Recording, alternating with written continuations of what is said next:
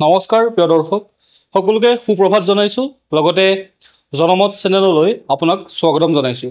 আজিৰ দিনটোৰ গুৰুত্বপূৰ্ণ খবৰসমূহ আমি আলোচনা কৰিবলৈ ওলাইছোঁ।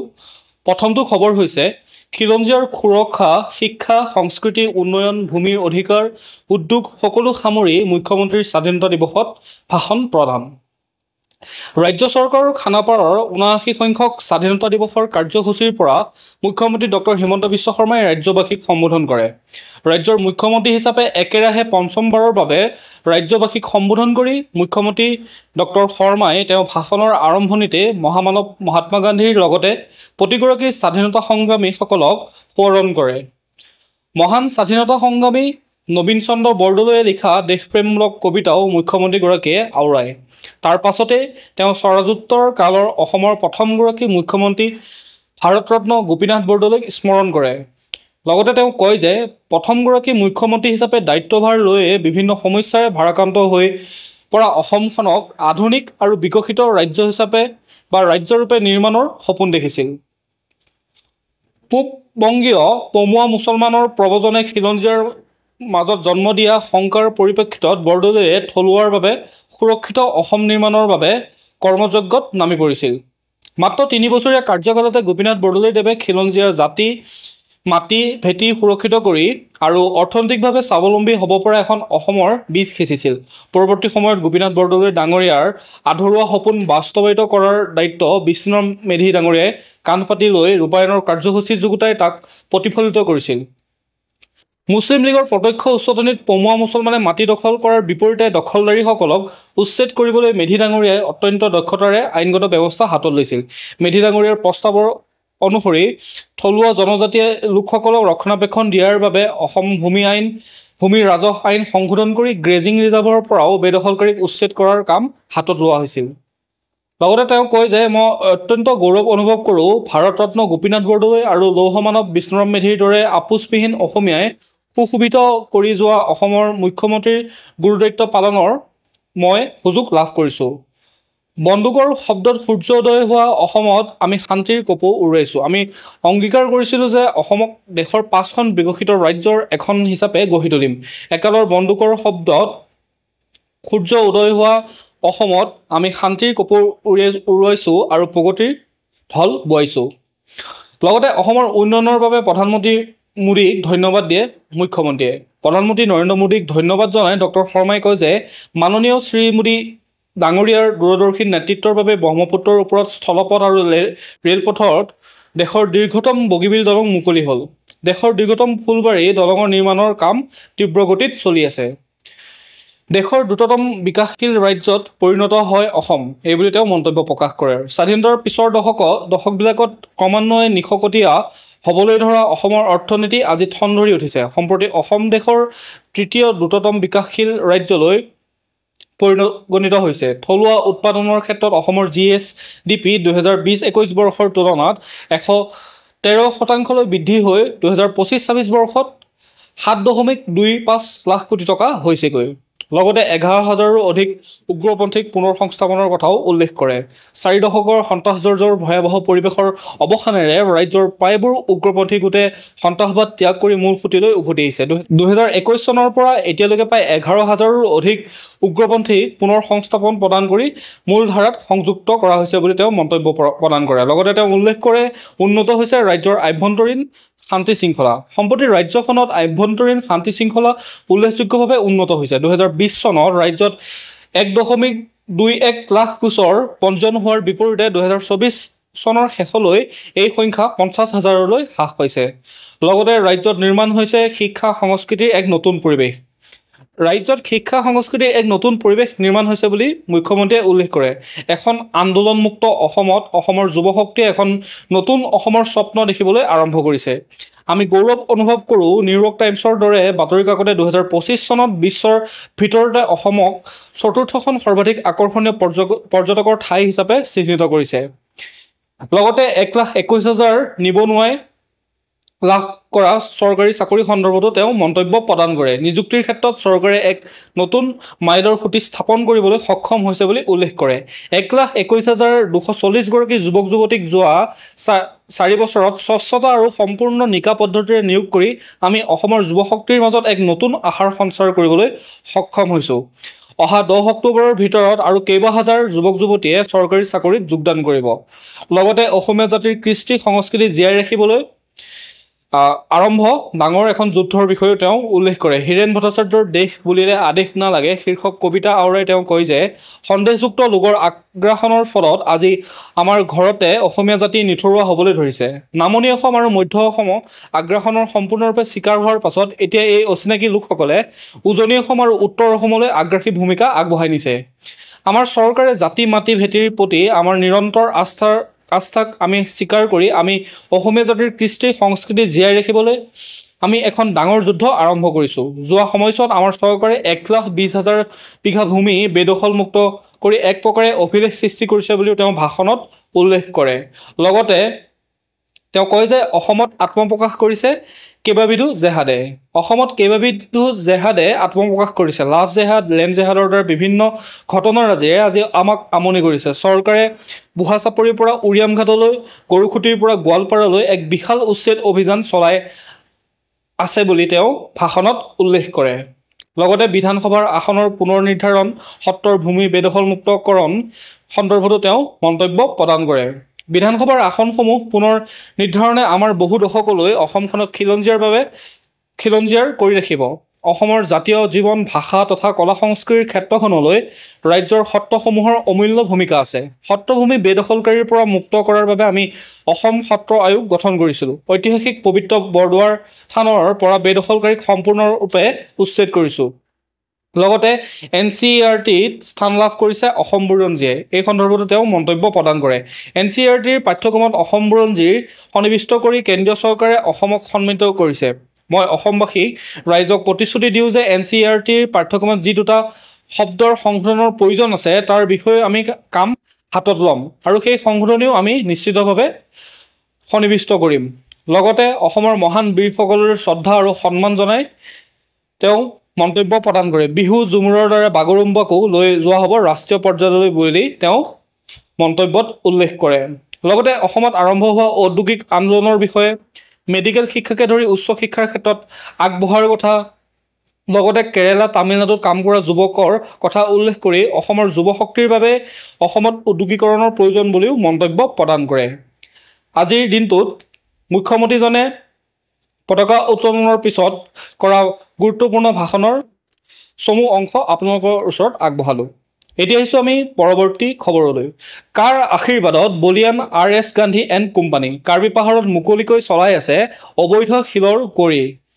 ৰাজ্যত প্ৰশাসনৰ নাকৰ তলতেই কিদৰে অবৈধভাৱে আৰু সকলো চৰকাৰী নীতি নিয়ম উলংঘা কৰি বনজ সম্পদ ধ্বংস কৰাৰ লগতে ইয়াৰ ৰমৰমীয়া ব্যৱসায় চলি আছে সেয়া সময়ে সময়ে পোহৰলৈ আহিছে। তাৰ পিছতো যেন সকলো দেখিও নেদেখাৰ নিখুঁত অভিনয় কৰাতে ব্যস্ত বন বিভাগৰ লগতে প্ৰশাসন যন্ত্ৰ।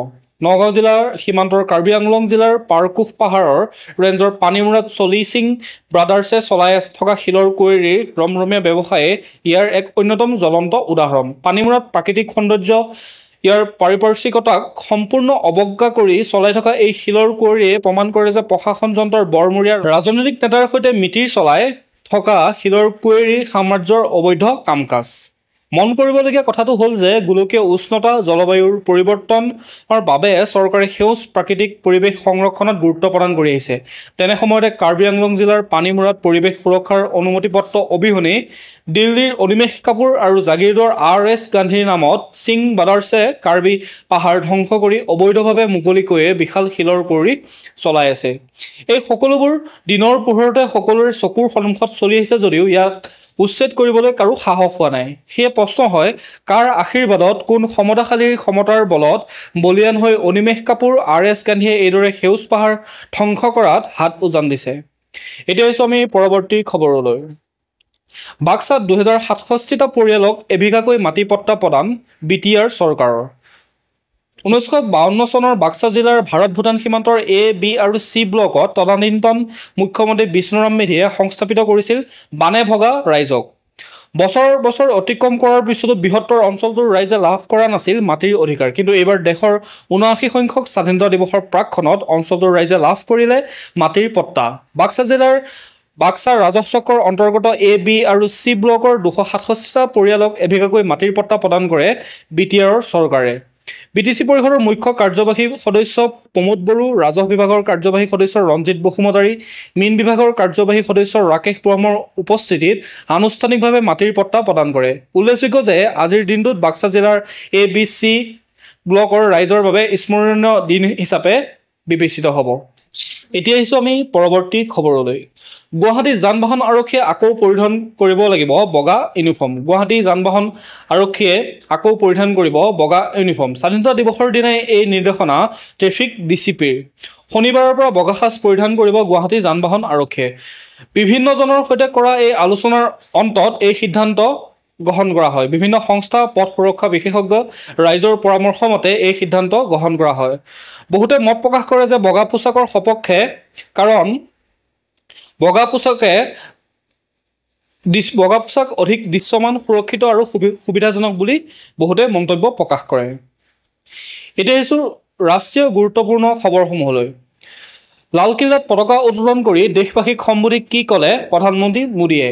একেৰাহে দ্বাদশবাৰৰ বাবে লালকিল্লাত স্বাধীনতা দিৱসৰ পতাকা উত্তোলন কৰিলে দেশৰ প্ৰধানমন্ত্ৰী নৰেন্দ্ৰ মোদীয়ে। পতাকা উত্তোলন কৰি দেশবাসীক সম্বোধি প্ৰায় ১.৫ ঘণ্টাৰ বক্তব্য ৰাখে প্ৰধানমন্ত্ৰীগৰাকীয়ে।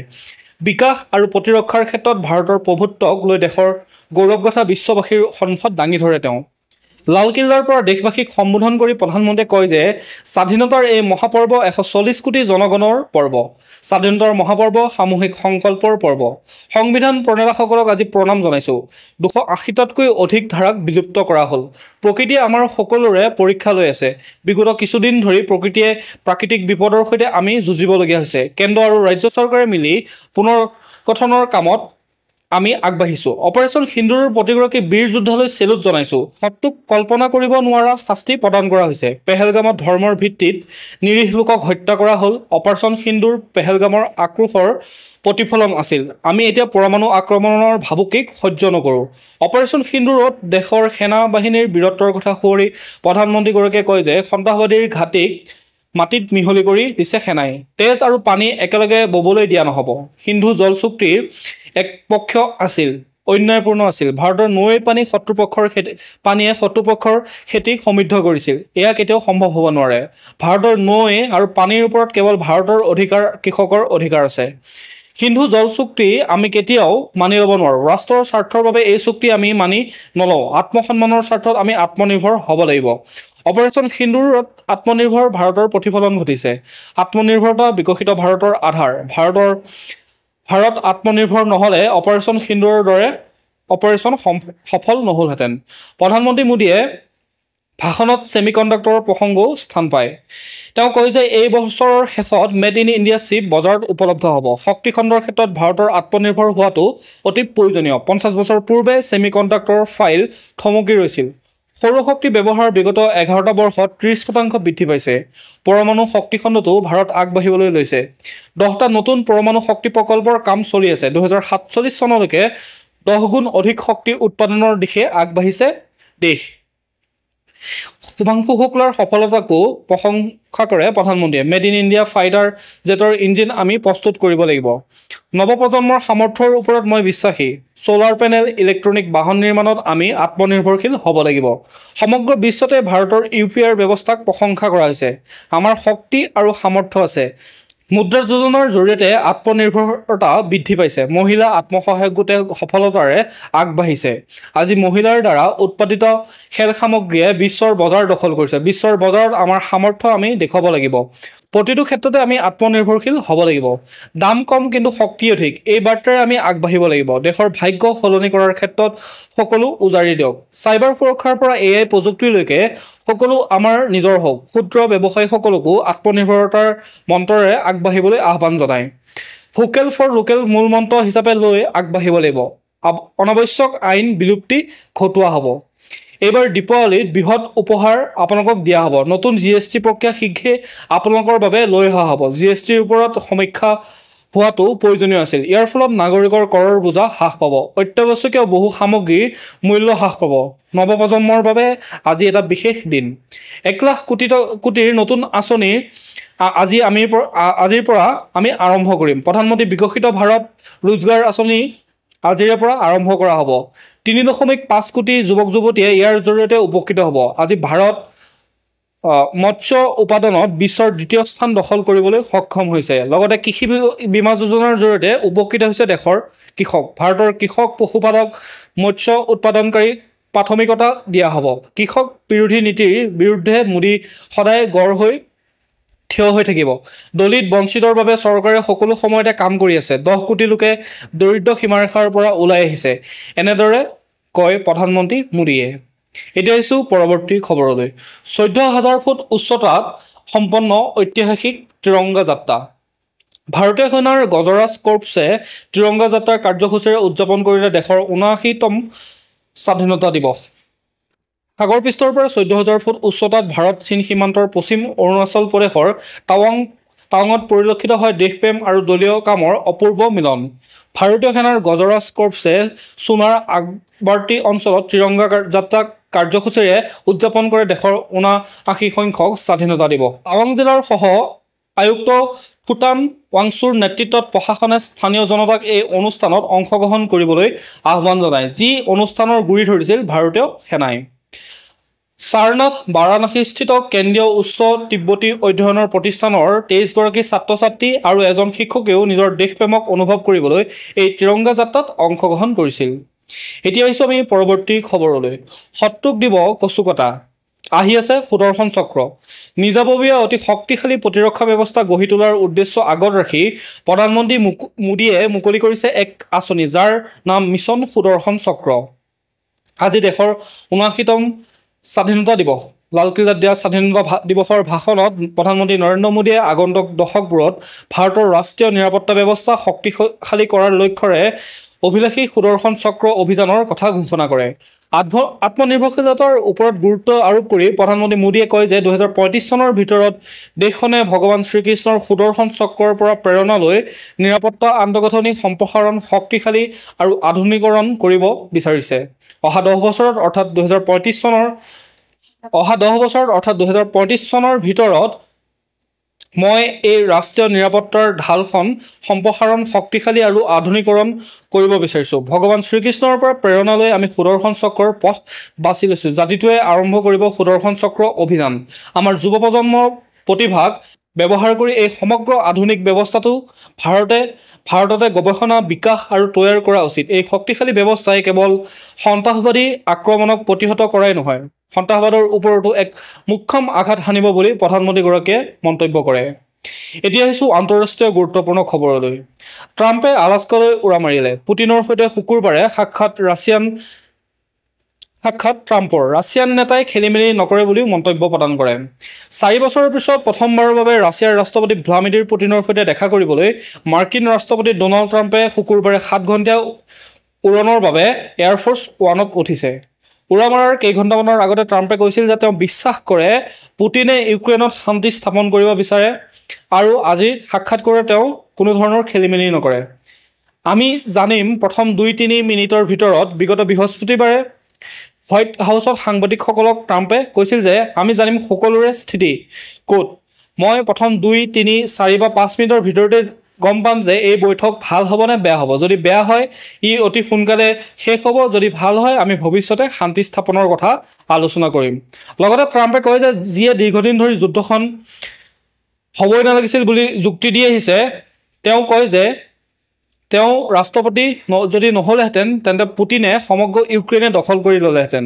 এয়াৰফ'ৰ্চ ওৱানত সাংবাদিকসকলক ট্ৰাম্পে কৈছিল যে পুটিন এজন অতি বুদ্ধিয়ক ব্যক্তি আৰু তেওঁলোকৰ মাজত ভাল সম্বন্ধ আছে। তেওঁ লগতে কয় যে মই ভাবিছিলোঁ কিছুমান কথা ওলাব। মই দেখিছোঁ তেওঁ ৰাছিয়াৰ বহুতো ব্যৱসায়ী আনিছে।